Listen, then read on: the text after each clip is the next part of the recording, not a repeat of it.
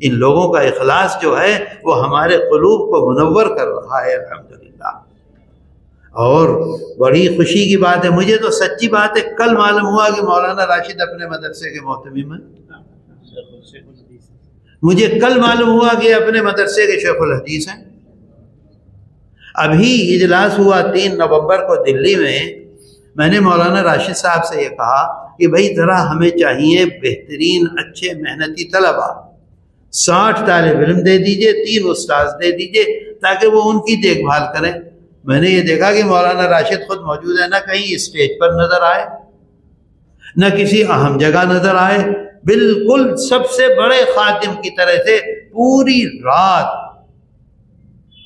50,000 آدمیوں کو بیٹھنے کی جہاں جگہ تھی اور 20,000 آدمیوں کی جہاں بیٹھنے کی جگہ تھی، عشاء کے بعد سے فجر تک کھڑے ہو کر اس حال کی صفائی کراتے رہے پوری رات۔ اور صبح کو جب اسٹیج پہ بیٹھنے کی نوبت آئی تو وہاں ہم لوگ موجود، مولانا راشد کا پتہ ہی نہیں۔ مجھ سے دفتر کے ہر آدمی نے کہا کہ مولانا راشد کے جو بچے آئے تھے انہوں نے سب سے زیادہ خدمت کی۔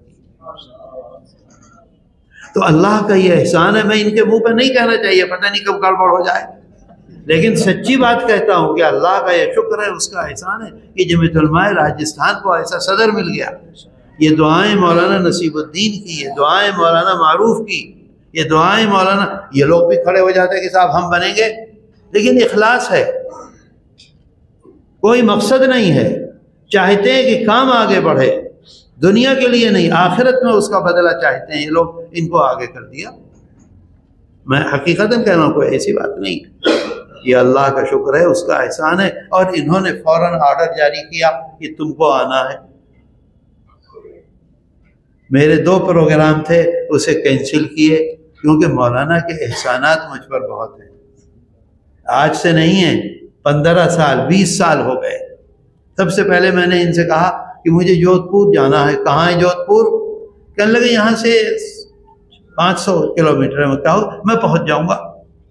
اور صاحب وہ ایک بہت خراب سی گاڑی تھی ان کے پاس اس وقت، بلیرو، اور اس میں بیٹھ کر وہاں پہنچ گئے۔ اب ہم وہاں ایئرپورٹ پہ پہنچے، دیکھا کھڑے ہوئے، اور 8 دن تک ہمارے پیچھے پیچھے گھومتے رہے۔ میں ان کو جانتا بھی نہیں تھا، صرف یہ جانتا تھا کہ مولانا قاسم کے لڑکے ہیں، اور کچھ بھی نہیں۔ اور وہ دن اور آج کا دن الحمدللہ۔ تو یہ اللہ کا شکر ہے، اس کا احسان ہے، ہمیں اللہ کا شکر ادا کرنا چاہیے کہ الحمدللہ ہم میں ایسے مخلصین موجود ہیں۔